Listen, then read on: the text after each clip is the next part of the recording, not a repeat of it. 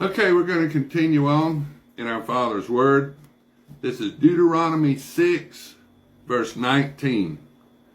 To cast out all your enemies from before you, as the Lord has spoken. When your son asks you in time to come, saying, what is the meaning of the testimonies, the statutes, and the judgments, which the Lord our God has commanded you? Then you shall say to your son, we were slaves to Pharaoh in Egypt, and the Lord brought us out of Egypt with a mighty hand, and the Lord showed us signs and wonders before our eyes, great and severe, against Egypt, Pharaoh, and all his household. Then he brought us out from there, that he might bring us in to give us the land of which he swore to our fathers. And the Lord commanded us to observe all these statutes, to fear the Lord our God, for our good always, that he might preserve us alive, as it is this day. Then it will be righteousness for us, if we are careful to observe all these commandments before the Lord our God, as he has commanded us. Now this is Deuteronomy 7. When the Lord your God brings you into the land which you go to possess, and has cast out many nations before you, the Hittites, and the Girgashites, and the Amorites, and the Canaanites, and the Perizzites, and the Hivites, and the Jebusites, 7 nations greater and mightier than you. And when the Lord your God delivers them over to you, you shall conquer them and utterly destroy them. You shall make no covenant with them, nor show mercy to them, nor shall you make marriages with them. You shall not give your daughter to their son, nor take their daughter for your son. For they will turn your sons away from me, following me, to serve other gods. So the anger of the Lord will be aroused against you and destroy you suddenly. But thus you shall deal with them. You shall destroy their altars, and break down their sacred pillars, and cut down their wooden images, and burn their carved images with fire. For you are a holy people to the Lord your God, and the Lord your God has chosen you to be a people for himself, a special treasure above all the peoples on the face of the earth. The Lord did not set his love on you, nor chose you because you were more in number than any other people, for you were the least of all peoples. But because the Lord loved you, and because he would keep the oath which he swore to your fathers, the Lord has brought you out with a mighty hand, and redeemed you from the house of bondage, from the hand of Pharaoh, king of Egypt. Therefore know that the Lord your God, he is God, the faithful God who keeps covenant and mercy for 1,000 generations with those who love him and keep his commandments. And he repays those who hate him to their face, to destroy them. He will not be slack with him who hates him. He will repay him to his face. Therefore ye shall keep the commandments, the statutes, and the judgments, which I command you today, to observe them.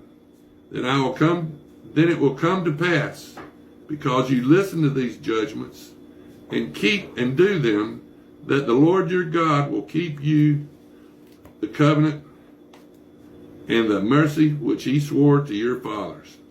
And he will love you and bless you and multiply you. He will also bless the fruit of your womb and the fruit of your land, your grain and your new wine and your oil and the increase of your cattle and the offspring of your flock in the land which he swore to your fathers to give you. You shall be blessed above all people. There shall not be a male or a female barren among you or among your livestock. And the Lord will take away from you all sickness, and will afflict you with none of the terrible diseases of Egypt, which you have known, but will lay them on all of those who hate you. Also, you shall destroy all the people whom the Lord your God delivers over to you. Your eye shall have no pity on them, nor shall you serve their gods, for that will be a snare to you. If you should say in your heart, these nations are greater than I, how can I dispossess them? You shall not be afraid of them, but you shall remember well what the Lord your God did to Pharaoh and to all Egypt, the great trials which your eyes saw, the signs and the wonders, the mighty hand and the outstretched arm, by which the Lord your God brought you out. So shall the Lord your God do to all the peoples of whom you are afraid. Moreover, the Lord your God will send the hornet among them until those who are left, who hide themselves from you, are destroyed. You shall not be terrified of them, for the Lord your God, the great and awesome God, is among you. And the Lord your God will drive out these nations before you, little by little. You will be unable to destroy them at once, lest the beasts of the field become too numerous for you.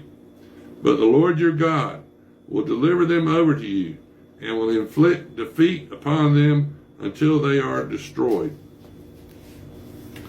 And he will deliver their kings into your hand, and you will destroy their name from under heaven. No one shall be able to stand against you until you have destroyed them. You shall burn the carved images of their gods with fire, and you shall not covet the silver or gold that is on them, nor take it for yourselves, lest you be snared by it. For it is abomination to the Lord your God.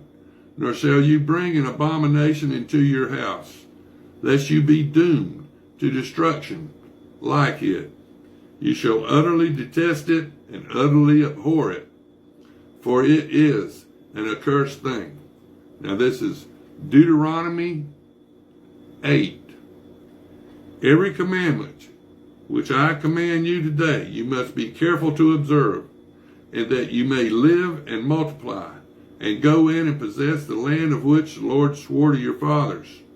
And you shall remember that the Lord your God led you all the way these 40 years in the wilderness, to humble you and to test you, to know what was in your heart, whether you would keep his commandments or not.